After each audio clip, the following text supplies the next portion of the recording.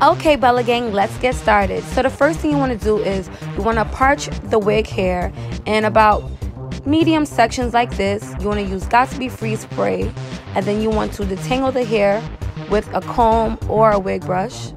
Make sure that it's nice and smooth. Then I'm going to go in with my 1.5 inch barrel curling iron, and you're basically going to curl your hair. And what you want to do is you want to release the curl in your hand and then roll it up and seal it with the bobby pin.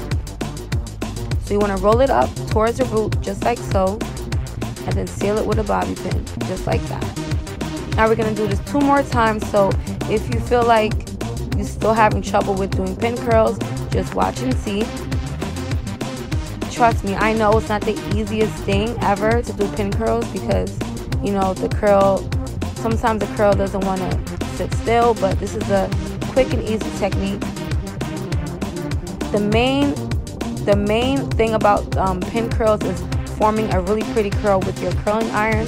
So if you do not know how to use a curling iron, just YouTube how to curl your hair. But it's really easy, guys. Just watch and see. And if you're still having issues with curling your own hair, just, you know, watch this clip 2 or 3 times if you have to. But pretty much what you want to do to form these curls is part your hair in medium to large sections, smooth the hair out with a comb or a wig brush, add some Got2b Freeze Spray, and then once again detangle once again so that the freeze spray will go throughout the hair to give it a nice hold of a curl. And then you're gonna go in with the curling iron just like I'm doing now, and then you're gonna release the curl in your hand.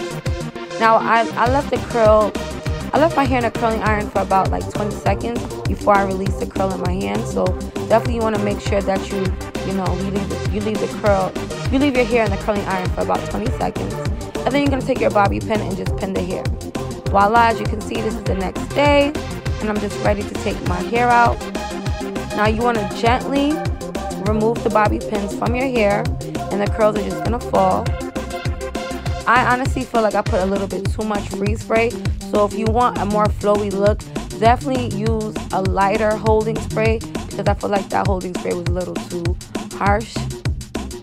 But I still was able to, you know, do a cute style from this. Now basically what you want to do is you want to section your hair to where you want to style it, to where you want the part to be.